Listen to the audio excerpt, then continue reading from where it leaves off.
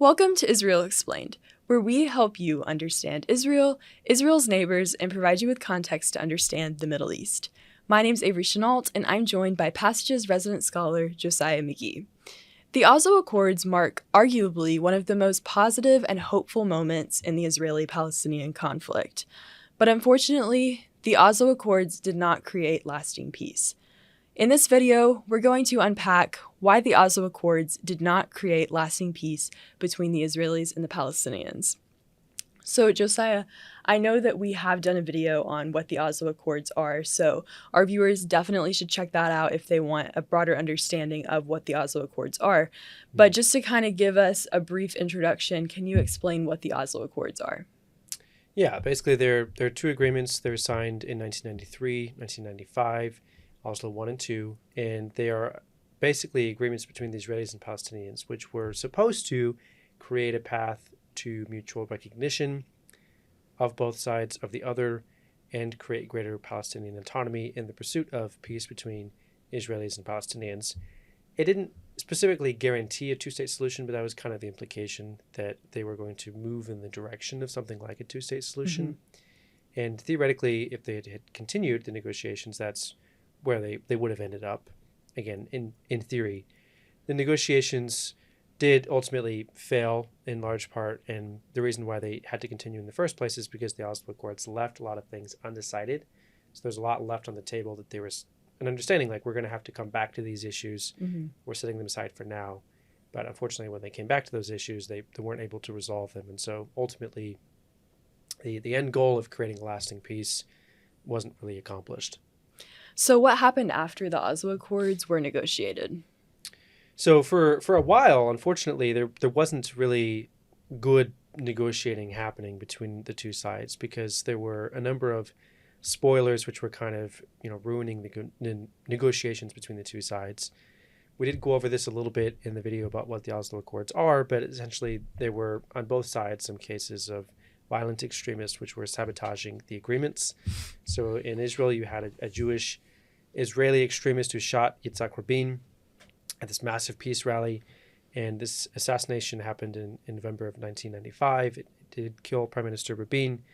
It's a bit of a complicated question, what exactly happened, or rather why that happened, and whether any Israeli politicians bore responsibility as well for inciting the violence. But regardless, it was really a definite blow to the peace process. The fact that the man who was kind of the face of the peace process on the Israeli side was killed. And not only that, but also that they lost someone who was a tremendous asset to the peace process because he was known for not only being an advocate of peace, but also having a lot of security credentials and the ability to, convince people that the deal was actually safe. Mm-hmm.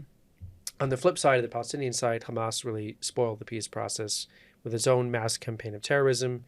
And the Palestinian Authority that was created by the Oslo Accords was really almost immediately weakened as a result of that. So Israel quickly grew suspicious that maybe it had made a mistake and that the Palestinian Authority either lacked the will or the capacity, the popular support and mandate from Palestinians to defeat terrorism and actually create a sense of security that Israel and Palestinians could share. Mm-hmm. So can you share with us why exactly you think that the Oslo Accords failed? So I think there's a couple of things. One, there was a bit of a delay and a loss of momentum. So it's always easier to negotiate when there's positive momentum. When there is a stall in momentum, it's very difficult to get it back. And that's basically what happened, is all these different forms of sabotage led to really sort of this entrenchment, both on the Palestinian side as well as the Israeli side. A right-wing government was elected, which was opposed to the negotiations, or at least very distrustful of the negotiations. So it was going to be very difficult to try to sort of get that momentum back. The Clinton administration did try to do so before Bill Clinton left office. This was in the last year, really, of his second term. And it just didn't work. It's probably a story for another video, honestly. There's a whole lot we could discuss as far as like that attempt by the Clinton administration to finish the Oslo Accords process. We'll leave that for another video, but it didn't work. And I think part of it certainly is the extremists who chose violence, but it does go deeper than that. honestly. The Oslo Accords were essentially a pre-negotiation. And this is something I don't think is fully understood. The Oslo Accords did accomplish a lot. There are tremendous and very impressive accomplishments that came out of those agreements. Mm-hmm. But at the end of the day, they weren't a permanent solution. They basically were pre-negotiation. In more, academic study of negotiation theory, this concept of pre-negotiation is actually pretty important, because basically the idea is that this is the phase of negotiations where you set the table, you choose who gets to sit at that table, who you're going to include in the negotiations, and you agree on the agenda and what you're going to discuss and negotiate. And the work done during pre-negotiation, it often extends into each of the following phases of negotiation, both the formal negotiation of each issue as well as the implementation. So it's not like there's a clear delineation or division between these phases, but it helps to kind of think about them breaking negotiations up into blocks. So it's like pre, formal, and post or implementation phase of negotiation. The Oslo Accords basically were a pre-negotiation phase. Like, they did formally negotiate some things, but part of what they were doing really was just trying to set the table. They were trying to get everyone to agree that the Israelis and the Palestinians both deserved a seat at the table and should recognize each other as having that right. They were trying to determine what the issues were going to be that needed to be addressed and needed to be resolved. And they did that much. They did set the table. They did get the two sides together, at least temporarily, and they created a set of issues that needed to be addressed, like, national narratives about the conflict, the right of return for Palestinians, the status of Jerusalem, settlements in the West Bank, water and natural resources, internal, power and politics, and how Palestinian society was going to be built, that sort of thing. So it accomplished as much as you could hope for in a pre-negotiation phase. Yeah. The problem is the formal negotiations that were supposed to follow just did not succeed. Yeah.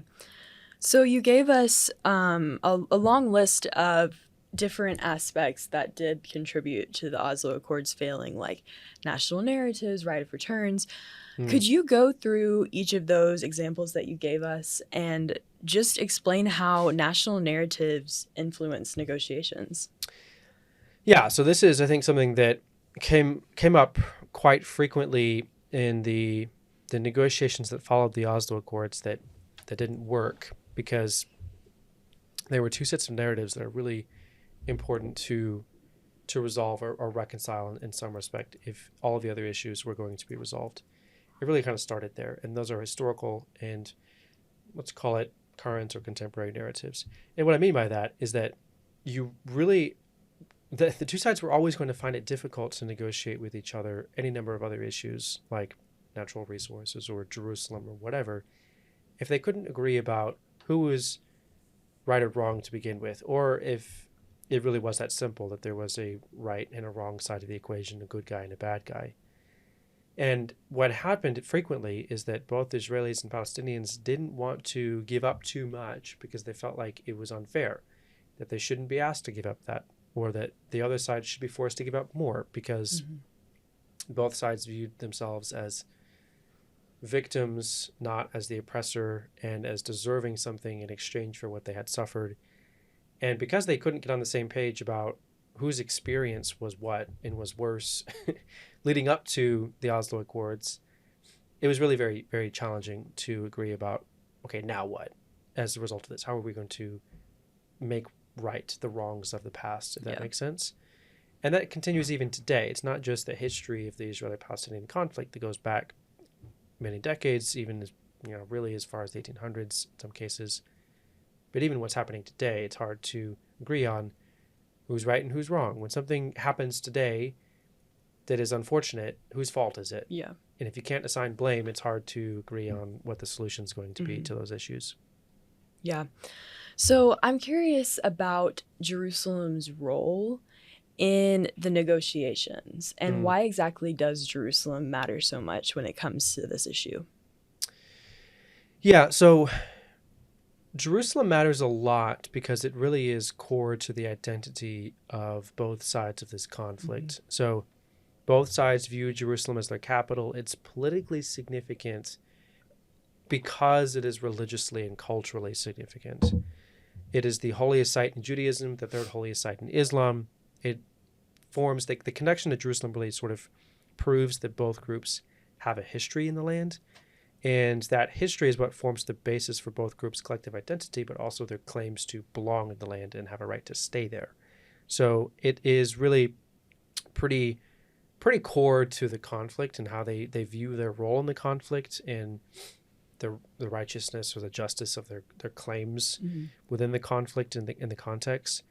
In 1948 and 49, the Jewish people lost access to eastern Jerusalem, including the Old City and its holy sites, because Jordan annexed the area along with the West Bank and expelled the Jewish residents at the end of the Israeli War for Independence. Israel took it back in 1967 during the Six-Day War, and since then has been in control, functionally speaking, of the entire city. A split of the city is often proposed whenever these negotiations happen, or some sort of third party taking over. But the problem is that the precise borders are very challenging, and neither side is anywhere close to being willing to sacrifice the old city, because again, like these holy sites are so significant religiously and culturally. It'd be very hard to give it up and maintain some sense of either Israeli or Palestinian collective identity. So now I kind of want to move a little bit to talk about the settlements. Right. So settlements are a very controversial issue. They do cause a lot of division within Israeli and Palestinian society. But whenever you look at the issue of settlements from the perspective of the news, it feels like perhaps maybe they shouldn't be as big of an issue as they are due to their location in more remote areas. And it's not necessarily like the settlements are in the middle of Jerusalem or Tel Aviv or bigger cities like that. So can you give us a little bit more context for why exactly the settlements are such a big deal? So they kind of are in the middle of nowhere, but they're not all in the middle of nowhere. So that's important to note. That there's some diversity in terms of geographic placement of the settlements. Many of them are on the fringes of more urban areas, both Jewish and Arab, and that actually is part of what creates conflict. Is you have these Jewish settlements that are in some cases very close to major Arab urban centers, and that there's just a lot more potential for conflict when a settlement is in such close proximity to these Arab centers. The reason why the settlements have continued to be very controversial is because you just have a lot of settlers. Since the Oslo Accords, there are at least 4 times as many settlers who have moved into areas like the West Bank. And they have different motives. There are, I don't want to say that there are all good or bad motives. I think they're mixed in some cases. It's not a black and white issue, but let's say that there are maybe 3 categories. You have sort of the religious motivation, that it's desire to be close to and control biblical sites, holy sites, not just in Jerusalem, but in the West Bank, in what they would refer to many of these settlers as Judea and Samaria instead of the West Bank, places like Shiloh or things like that. Places that have a lot of historical significance, biblical significance in terms of the story of the Jewish people. You have some people who are moving just for the economic benefits because, frankly, Israel's very crowded and real estate is expensive, and it's cheaper in some cases to live in a West Bank settlement than it is to try to find a house or an apartment even in many major Israeli cities or towns. So there are some financial and economic reasons why some settlers move, not because they're particularly ideologically driven in any way, but just because it's cheaper. There are others who do so for nationalistic reasons, and it's maybe a combination of religion and nationalism, but the idea being basically that they strongly believe that the Jews have a right to the entirety of the land as part of their national identity or whatever, and so they're trying to preserve that. So it's a complicated issue in terms of why different settlers want to move, and that's part of why it's so controversial, because they have complicated mixed motives in some cases. There's also, from the Palestinian side of this issue, some understandable controversy about settlements, because what they do from a Palestinian perspective is they create sort of this broken map. So if you look at a map of the West Bank, areas A, B, and C, which you'll notice, especially if you find one where they're highlighted in different colors, the different areas. Area A really is pretty broken up. It's divided into small pieces, which are comprised of major population centers, major cities, that kind of thing. But Area C, which is where most of these settlements are built, is sort of interspersed throughout the West Bank in places where many of these settlements are in places where they sit between major parts of Area A and divide them. So it creates, again, this idea of a broken map where it's hard to imagine how you would be able to create a unified Palestinian territory in the West Bank without having to move large numbers of settlers out of the West Bank in some cases. Yeah. Which is possible, and it's been done. But the precedent is not very promising, because the last time Israel tried to do that was when they forcibly removed settlers from Gaza who they didn't think it was worth having settlements in Gaza anymore and trying to protect them. And they assumed that maybe land in exchange for peace was a reasonable equation to hope for. Perhaps it was idealistic, or perhaps it was cynical, not really sure which one, but the end result was, Gaza becomes a haven for terrorism. Yeah. It didn't play out the way that Israel was hoping it would. So Israel is unlikely to want to move large numbers of settlers unless they can guarantee peace in exchange. But as these settlements continue to grow, Palestinians realize it's going to be increasingly difficult to draw a map with borders that make sense if they don't figure out what to do with some of these settlements. Yeah, for sure. So can you share with us a little bit about the right of return? What it is, how it was impacted by the Oslo Accord, and how it has an impact on Israel and Palestine today? So the right of return is the basic idea, or the basic negotiating position of the Palestinians, that they should have the right to return to where they came from. That every Palestinian living abroad or in some refugee status, even today, should have the ability to go back to where they came from, presumably somewhere in Israel, which is why that has to be negotiated. For more on this subject of, what Palestinian refugees are and whatnot, you can watch a video on UNRWA. It explains a lot about sort of how they're classified and that sort of thing. But one of the big things I think it's important to note about this is that it's really a complicated issue because the number of refugees is not what you would think it is. So in 1948 and 49, there were several 100,000 refugees.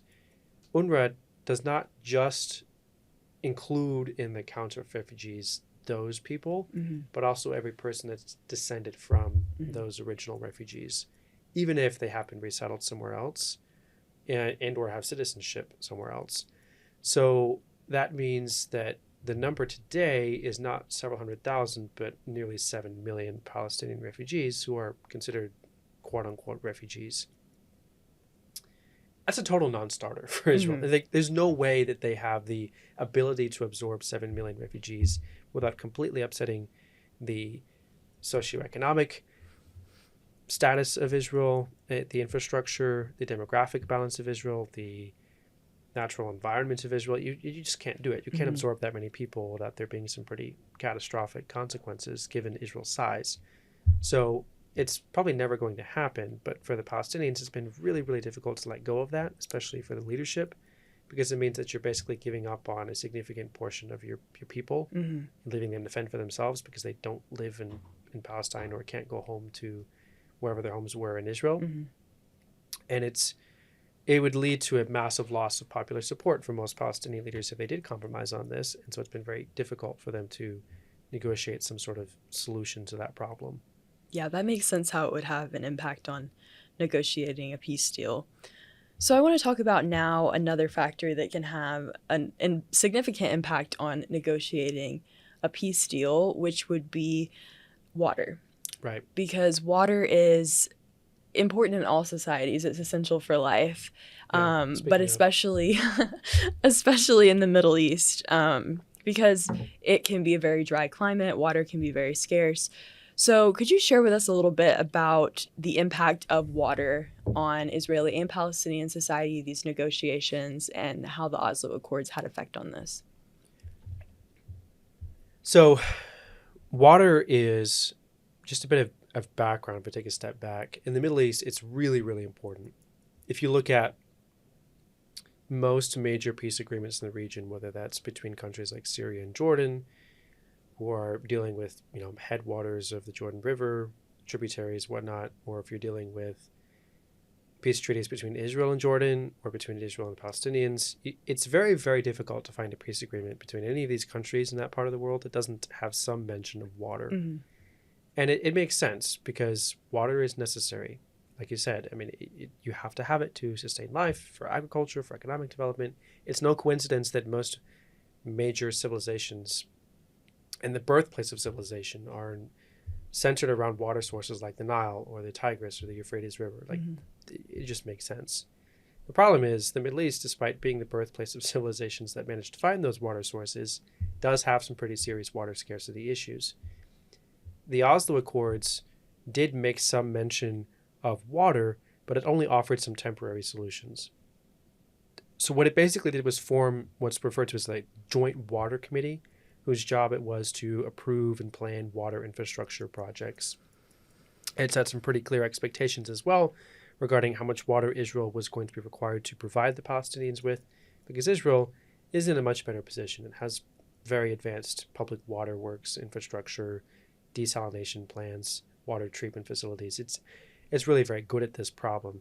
So the idea was that Israel was going to help the Palestinians out, as well as helping the Palestinians build some infrastructure. It would give the Palestinians some water. And the Oslo Accords laid out some expectations for how much and how that was supposed to work. It recognized that Palestinians also had water rights of their own, and that they would need to have the ability to claim and secure their own natural resources like water at some point. But it set the sort of final division of water aside as an issue that's supposed to be negotiated later.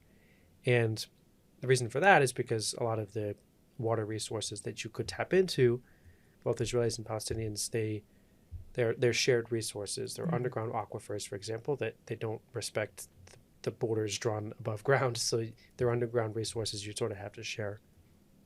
Any increase really in water allotment, whether sold by Israeli companies or drilled in Palestinian territories, is supposed to be negotiated between the two sides. So over time, the amount of water that Israel agreed to provide the Palestinians has actually increased. It has, unfortunately, not necessarily kept up with the pace of population growth in the Palestinian territories and the economic growth of the Palestinian economy. So it's heavily contested whether it is enough. It's probably not quite enough given the original parameters of the agreements, but it is something that in theory is supposed to be an ongoing negotiation between the two sides. So we've talked about impacts of these negotiations, like the right of return, water. I want to know now a little bit about how these negotiations typically tend to go. Very contentious. Very, very contentious. They're not usually happy conversations. So, like I already mentioned, many of these resources are underground. They're either in somewhere inside a mountain or they're underground, which means that they're accessible both from Israel proper and from Palestinian territories, and you have to share them. You have to figure out how to do so equitably. That leads to a lot of back and forth accusations many times over who is drilling or accessing more water than they're supposed to, because many of these water resources are being depleted faster than they're supposed to be. So something's going on there, and there's a lot of back and forth finger pointing over whose fault it is. There's also a lot of debates over who's to blame for poor maintenance and management of water infrastructure. So the Palestinians do have some, but it's not generally maintained very well. And there's accusations that in some cases, pipes that are in Palestinian territories are leaking up to 50% of water, whether that's because someone's tapping into and stealing water or because the pipes are just that poorly managed. And Israel will frequently make the argument that the Palestinian authorities should not be given any more water until it demonstrates they can effectively control the distribution of water and prevent waste or theft of those resources. So it tends to be pretty contentious and a lot of laying blame at the feet of others. Yeah. So whenever we talk about these negotiations, I'm curious to learn about the internal power struggles. on both sides, or if you believe that there's one side that has more of a power struggle than the other. Just share a little bit about how this has an impact on negotiation.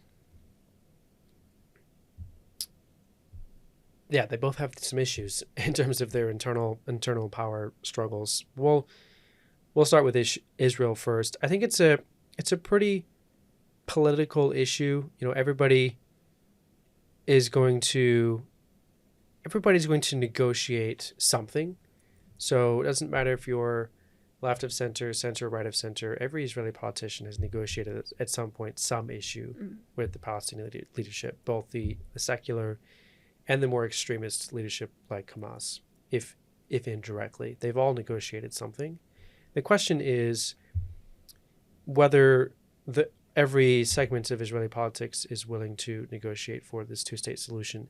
And there's a little bit less agreement on that. You know, a center or center-left is more likely to agree to negotiate for something like that or negotiate that level of agreement, whereas the right of center is more likely to negotiate piecemeal arrangements of specific issues and try not to tackle everything at once, if that makes sense. So there is also a degree to which refusing to support negotiations for a two-state solution is a tactic that can be used to actually increase support from right of center voters and things like that. So it's just very natural. You know, there's support when the negotiations work, but there's consequences when they fail. Many politicians in Israel are scared of those consequences, especially if elections are going to follow them shortly thereafter. And it's difficult for Israeli politicians to take the risk that is associated with negotiating with Palestinians. On the Palestinian side, there's a lot of internal power struggles, again, that are pretty key. So you have really this dominant secular faction like Fatah, which is a party run previously by Yasser Arafat, now by Mahmoud Abbas. And then you have the more religious, militant, extremist organizations like Hamas, which are more so formally recognized as terror organizations, actually. And because you have this sharp ideological divide, you also have some functional, practical divides in Palestinian leadership between groups like the PLO, Palestine Liberation Organization, the Palestinian Authority, who really claim to control most of Palestinian nationalism, and especially the West Bank.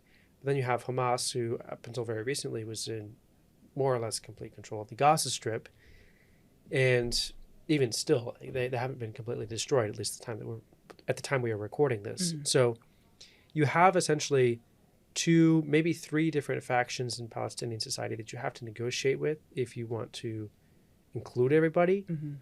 And it's very difficult to negotiate when you're not sure who all needs a seat at the table. And, you know, just because you get the Palestinian Authority to agree to something doesn't mean that Hamas will agree to it. Just because Hamas agrees to it doesn't mean that the PA will agree to it. So it's just so much more complicated. And I don't think people necessarily think about that when they get frustrated that the Oslo Accords didn't succeed and the negotiations haven't been finished yet and what's taking so long. The reality is, like, it's just hard. Like, it's just really hard to negotiate when you're negotiating with 2 or 3 partners and not one. Yeah, absolutely. Well, thank you so much for really illuminating what these negotiations mean and helping to clarify some of the complexities of a very, very difficult issue. So before we conclude our conversation, we have discussed a very complicated negotiation process with the collapse of the Oslo Accords. I just wanted to give you the opportunity if there's anything else that you want to share with our audience or anything else you want to add. Yeah, I think there's maybe a couple more observations that I would love to throw in there. And that is that, one, most people have operated under the assumption since the Oslo Accords that a two-state solution is the only viable solution. That's the preeminent doctrine of U.S. foreign policy for the last couple decades, the international community. It's an assumption that most people are unwilling to challenge. If you dig a little bit deeper into what's happening in Israeli and Palestinian society both, you'll find that it's a little bit less black and white, that maybe there's more than one option to resolving this, or even more than 2 options. It's not just a 1-state or a 2-state option. There might be more, and who knows, maybe someday we'll have time to do a video on that. That would be nice. But I want people to just know that if you talk to an Israeli or Palestinian, you might find that their thinking is not necessarily confined to the same box that our thinking traditionally has been for the last couple of decades in U.S. foreign policy. The last thing that I'll say is that it's been assumed up until this point that most issues have to be solved at the same time or they won't be solved at all. And that one, I think, is particularly interesting and troubling, perhaps because that just isn't the lived reality of most people who experience this conflict. In most cases, most of the progress that has been made has been on much smaller deals that address one or two issues, like water, for example, not deals that try to tackle everything at the same time. Mm-hmm. Critics of that approach will argue that it's a ploy to sort of stall and prevent Palestinian sovereignty or self-determination. But on the flip side of that, and I think this is an important tension to wrestle with, the strategy is also one way to make Palestinian lives better without waiting until a two-state solution. Maybe it's possible that maybe we should be trying to make their lives better rather than making them wait who knows how long until a two-state solution is viable. So it's an important tension to wrestle with. There's not necessarily a right or wrong answer, but I think something worth thinking about and maybe just taking a moment to decide what you think about that. Definitely, definitely. Well, today we have covered a lot of information about a very important topic that still has some pretty significant implications today. So, Josiah, thank you for taking the time to walk us through this, and thank you so much for taking the time to watch this video. I hope it was really helpful for you and helped you learn something new. If you have any questions, leave us a comment down below and we'd love to answer your question. Also, check out the description for links to more videos that might help you better understand the content of this video and more resources you might find helpful.